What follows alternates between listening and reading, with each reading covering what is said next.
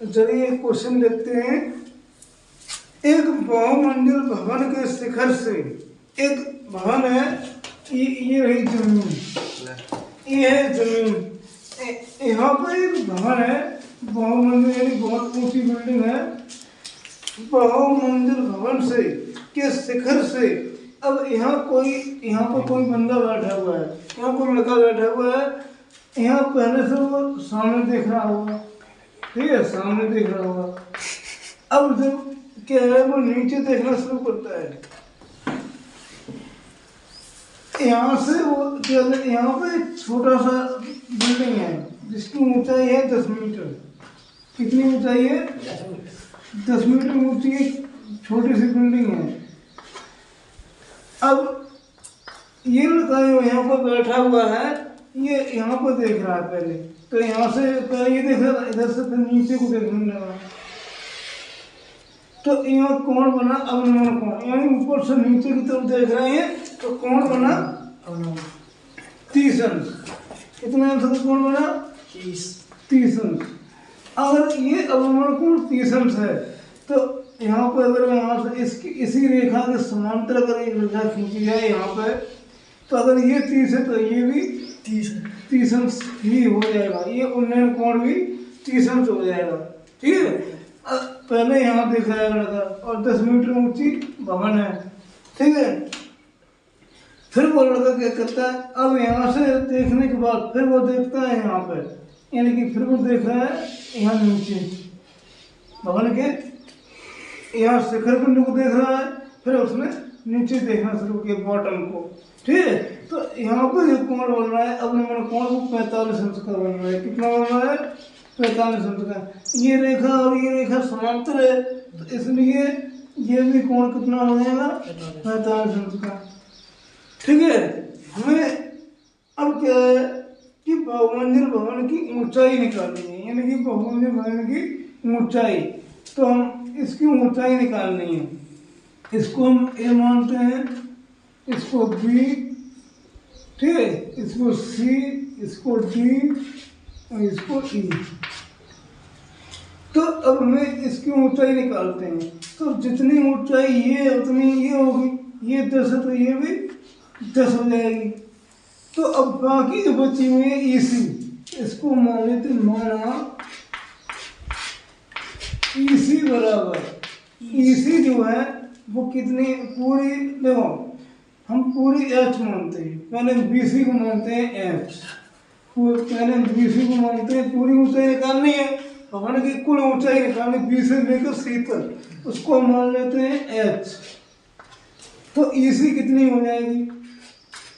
EC बराबर हो जाएगी, एच पूरी है, एच में से 10 माइनस कर देंगे, एच माइनस 10, यानी जो पूरी ऊंचाई एच है, एच में से 10 को माइनस कर देंगे, ईसी का मान आ जाएगा। और इसको ए भी, ये भी दूरी नहीं पता है, इसको भी हम कुछ मान लेते हैं, ए भी बराबर, और ए भी जितनी होगी उतनी डी ई होगी, डी ई। इसको हम मान लेते हैं एक्स, क्या मान लेते हैं? एक्स। अगर ये एक्स तो ये भी एक्स ही हो जाएगी। तो हमें कुल मिलाकर इतना मान निकालना है, ठीक है। कैसे निकालते हैं? तो सबसे पहले हम चलते हैं ट्रायंगल ए बी सी में, ट्रायंगल ए बी सी में। अब अगर ट्रायंगल ए बी सी में चलते हैं तो यह क्या है? 45 लंब बटे आधार किसमें आता है? tan theta. तो tan 45 अंश, थीटा ये क्या लिखा हुआ है? 45 अंश। tan 45 बराबर लंब पूरी बीसी, बीसी का मान एच, आधार ए बी यानी एच। tan 45 बराबर क्या होता है? 1, एच अपॉन एक्स, एक्स का 1 में मल्टीप्लाई हो जाएगा, एक्स इक्वल एक्स, एक्स बराबर एच, यानी जितनी एक्स है उतनी एच है। अब क्या करेंगे, यानी एक्स और एच बराबर है। अब हम चलते हैं ट्रायंगल डी ई सी में, ट्रायंगल डी ई सी में इधर ध्यान दो सभी लोग। तो ट्रायंगल DEC में चलते हैं। तो यहाँ पे क्या हुआ, लंब बटे आधार यानी tan थीटा। लंब बटे आधार किसमें होता है, tan थीटा में होता है। तो tan थीटा के 30 अंश DEC में चल रही है। तो DEC में कौन 30 अंश है, तो tan 30 बराबर लंब कितना EC की वैल्यू हम निकालते हैं कितने, H-10 H-10 अपॉन आधार DE कितना H। अब क्या करेंगे, tan 30 का मान रख देंगे, बनवाई √3 बराबर H-10 अपॉन X। अब एक चीज समझना, हमें H का मान चाहिए, X को गायब करना है। अब X को यहाँ से गायब करेंगे, समीकरण नंबर इसको 1 डालेंगे। समीकरण फर्स्ट से 1/√3 बराबर H-10 तो है ही, क्योंकि हमें H का मान चाहिए, X की जगह मान रख देंगे H। X खत्म।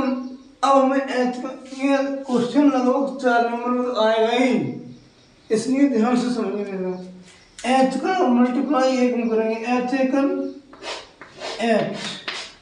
√3 का मल्टीप्लाई इसमें कर लेंगे, तो H√3 माइनस √3 का 10 में करेंगे, 10√3 H एक तरफ ले जाओ।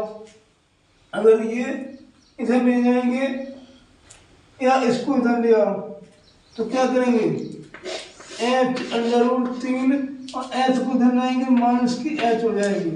इधर ले जाएंगे माइनस की tan√3, इसको हम ले जाएंगे इधर, तो tan√3 ये प्लस का हो जाएगा। ठीक है, अब क्या करेंगे, हमें H का मान चाहिए, तो H ले लेंगे यहाँ से हम कॉमन, H कॉमन लेंगे, यहाँ बचेगा √3 माइनस H बचेगा एक बार। अब हमें H की वैल्यू चाहिए, तो बाकी होगा साथ में मल्टीप्लाई में, वो डिवाइड में पहुंच जाएगा, यानी कि इधर जो है 10√3 बटे √3 माइनस 1, इधर आएगा H यानी ऊंचाई। यानी कि अब इसमें क्या करना होगा, इसका परमीकरण करना होगा। ठीक है, तो परमीकरण करते हैं कैसे, √3 माइनस 1 का ऊपर ए माइनस 1 है, तो क्या करेंगे, यहाँ पे जगह नहीं है, थोड़ा सा पॉज कीजिए, पॉज। तो यहाँ सर तो करो सर होता। अब यहाँ से आगे जो है अभी कर रहे हैं। ठीक है, अब यहाँ से आगे देखते हैं क्या होता है।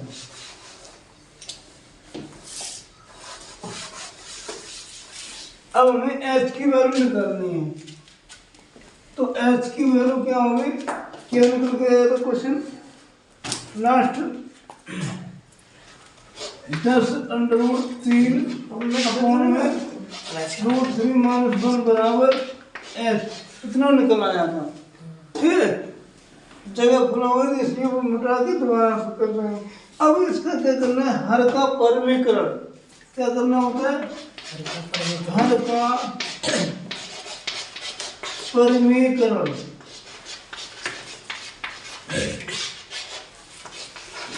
करने पर, हर का परमीकरण करने पर कैसे करते हैं कि H बराबर tan√3 अपॉन √3 माइनस 1, इतना दिया ही है। हर का परमीकरण कैसे करते हैं कि जो नीचे संख्या दी हुई है उसी का ऊपर नीचे मल्टीप्लाई करते हैं, लेकिन चिन्ह अगर माइनस होगा तो प्लस हो जाएगा, प्लस होगा तो माइनस हो जाएगा, यानी कि √3 + 1 और √3 + 1। ठीक है, तो क्या है इतना। अब परमीकरण करते हैं तो कैसे करते हैं, tan रूट 3 का अंडर मल्टीप्लाई होगा, क्या होगा, या ऐसे रख रहे हैं कोई दिक्कत नहीं, tan अंडर रूट 3 और रूट 3 प्लस 1 अपॉन है a plus B, a minus B, formula होता है A square minus B square, यानी ए स्क्वायर रूट 3 का स्क्वायर माइनस 1 का स्क्वायर। तो tan अंडर रूट 3 और रूट 3 प्लस 1 अपॉन रूट 3 का स्क्वायर करेंगे 3 आ जाएगा, स्क्वायर तो रूट खत्म, माइनस 1 का स्क्वायर 1। तो यहाँ tan अंडर रूट 3 और रूट 3 प्लस 1 बटे 3 में से क्या 2, और 2 से 10 कटेंगे, 2 कर दो 2 पाएंगे 10, यानी कि एच की वैल्यू जो है भवन की कुल ऊंचाई जो है कितनी है, 5 अंडर रूट 3, 5 अंडर रूट 3 और कोष्टक में रूट 3 प्लस 1, और सब कुछ किसमें दिया हुआ है, मीटर में शायद, तो मीटर बना देते हैं। ये रही आपके भवन की कुल ऊंचाई, ठीक है, डन।